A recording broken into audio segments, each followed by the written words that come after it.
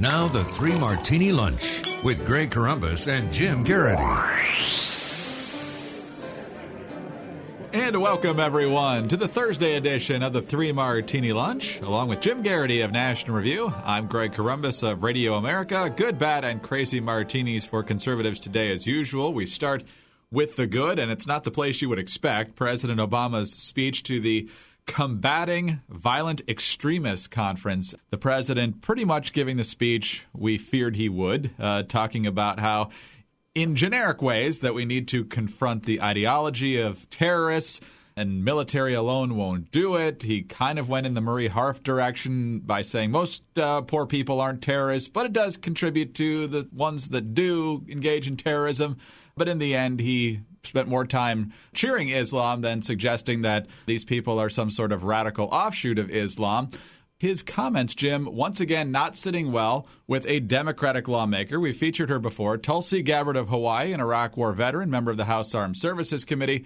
Appearing on CNN, she minced few words. If you look at some of the conversations that have happened during the summit and the president's speech that we heard just a few minutes ago, still I think it is a diversion from where we need to be focused. If you look at this broad focus on countering violent extremism, which is very hard to define, it's a diversion away from the actual threat coming from this radical Islamic ideology that exists not only for the United States, but really around the world.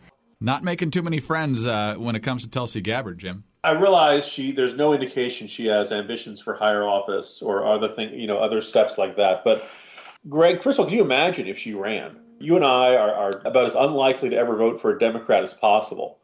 But if the Democrats were to nominate someone who talked about the threat of terrorism and ISIS and militant Islam in this kind of way, we'd have to stop for a second. We'd have to take that second look. We'd be like, okay, this is a party that at least takes this seriously.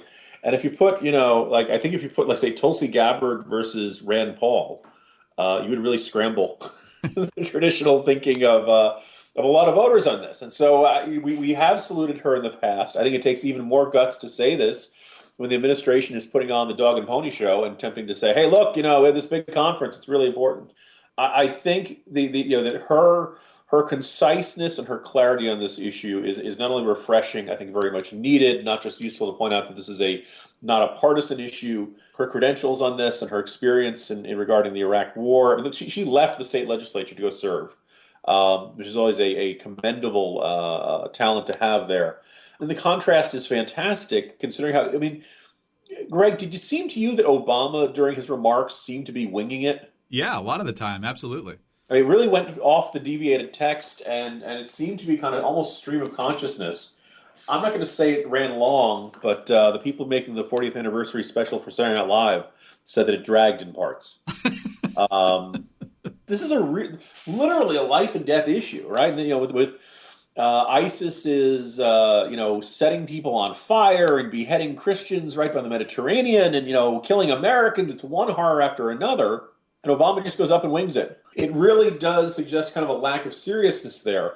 And I don't know, maybe there'll be a gravitation towards Tulsi Gabbard for whether you agree with everything she says or disagree with everything she says. She certainly seems to be dealing with this with the requisite seriousness the issue requires. Yeah, I think her domestic record is fairly liberal, so we might not want her exalted too high. But in terms of her articulation on this issue, this is where a decent number of Democrats were a generation or two ago, and it's interesting to see how much she stands out now compared to the rest of the party and how far the mainstream of the party has shifted away from being tough on this sort of thing. Very interesting to watch. But as long as Rand Paul's got issues with Tulsi Gabbard, let's find somebody else he might have issues with and turn to the former governor of Florida, Jeb Bush, who was giving his major foreign policy address yesterday. What's getting the headlines is the fact that he thinks that his brother did some things wrong in prosecuting the Iraq War. I don't think he'd find too many people to suggest that Bush did everything right when it came to that. But the issue we're going to talk about here in the bad martini is Bush's kind of glossing over the debate in terms of the NSA trying to root out terrorism. We do want the intelligence community, obviously, to be looking out for people who wish to do us harm. But here's how Bush termed it in his speech that I think is going to have a lot of civil libertarians upset. That requires responsible intelligence gathering and analysis, including the NSA metadata program, which contributes to awareness of potential terror cells and interdiction efforts on a global scale. For the life of me, I don't understand the debate has gotten off track, where we're not understanding and protecting. We do protect our civil liberties, but this is a hugely important program to use these technologies to keep us safe. Jim, it's one thing to say that he thinks that civil liberties are protected, but to kind of flippantly dismiss the concern can't make too many conservatives real comfortable here. This is going to be a fascinating aspect of this coming debate because, just as I commented on this a little bit earlier in the day, Mario Loyola, one of my fellow contributors, is saying, look, there isn't going to be an issue of the NSA in 2016. Hillary is going to be for it, and the Republican nominee is going to be for it. No Republican is going to be serious about changing anything about it. Maybe you'll see a little bit of nibbling around the edges. I react with great surprise and disagreement to that. Even if it's just the most extreme examples of NSA personnel using their systems to check up on their ex-girlfriends and ex-spouses and things like that. I mean, to me, you do that, you get fired. All right, that's an abuse of power. That is the most clear and egregious example. But even then, I've always kind of he's baffled that we're having this kind of a debate. I'm baffled that he can't seem to recognize that I'm perfectly okay with doing whatever you want to do in the foreign realm. All right, you want to check Angela Merkel's cell phone, you go right ahead to it. These people are not Americans. They do not have the same constitutional rights that we do. And you're the NSA, your job is to figure out what bad people are up to. Beyond our shores, do whatever the heck you want to do, need to do, just don't get caught. All right? But here in the United States, we have a Fourth Amendment, which prevents unreasonable search and seizure. And I think scooping up all of the data on my phone, even if it's not listening in, as the president keeps insisting, is a big deal. And what's a kind of a fascinating aspect of this is how often the president would lie about this. And he would say, oh, the FISA courts are open. No, they're not. This is all done in top secret. Even if you have mixed feelings or you think the NSA is, that this is pretty necessary, you're very concerned. Obviously, we're all concerned about terrorism. There's a real irritating aspect of this, that people don't trust the government right now. They think it's expanding its power too quickly. They think it is callous. They think it is arrogant. They think it is out of touch. The fact that the government can listen into almost, has the ability to scoop up tons of data on our phones without our consent and then look through it allegedly for useful clues, or maybe just because they're curious, is deeply disturbing and just deeply un-American. And for Jeb Bush to just kind of shrug this off, I'm one of those guys, kind of a bit of a Jeb Bush skeptic. I don't think this is going to be the cakewalk that some of his backers seem to think it's going to be. And an issue like this seems like a very clear example. Yeah, he's going to have the money edge, but will he have the voter edge? That's going to be interesting the more he just refuses to even engage in a debate like that. But something says that over the next few months he's going to have to, so we'll see what he says then.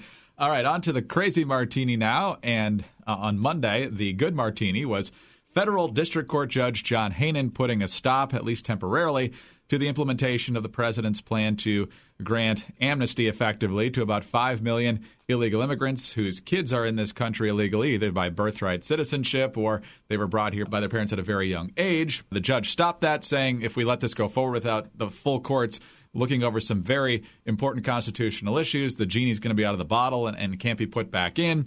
The president, of course, says he's going to win this in court. Luis Gutierrez of Illinois is the leading voice for amnesty in the Congress, and this is his rebuttal to this judge and Republicans cheering the decision. The militancy that will be activated throughout the immigrant community in terms of voter registration, voter participation, voter anger at the Republican Party as a party in the United States, I think you're going to see it in an unprecedented manner. Look, you may think you won today, but your victory is going to be very short-lived, and November 2016 is coming right around the corner, and this will come back to haunt you. Jim, obviously you can register legal voters as much as you want to, but to suggest militancy in the face of a judicial decision, a little disturbing there. In a way, I'm kind of glad he's doing this. I think that there is a certain radicalism and a certain irritation with the democratic process that is at the heart of the pro-amnesty crowd.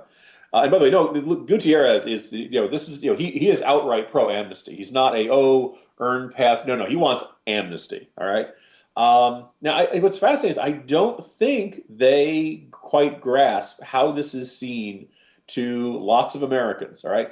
If you come here illegally, you may come with the very best of intentions, and you may be a perfectly good person just trying to provide for your family, but you have broken the law. And most Americans believe the law shouldn't just be kind of, shrug it off, doesn't really matter. They carry some consequence. And we see citizenship as a reward, as a gift, as probably one of the greatest things the United States could give to a person who's from another country. So you've done something wrong to us. You violated our laws. You're demanding we give you a gift. And if we don't give you the gift, you're going to throw a fit and you're going to get militant. All right? Now, talk about a sense of entitlement. Talk about a sense of, and so there's a part of me that says, yes, Congressman Gutierrez, please let illegal immigrants get militant. Let its advocates get militant and angry, because the angrier you get, the less likely it is the rest of America is going to say, hey, let's reward these people who've broken the law with the gift of citizenship. Bring me into that briar patch.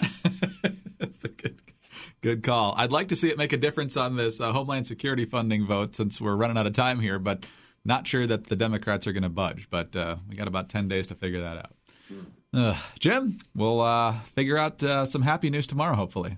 It's winter, Greg.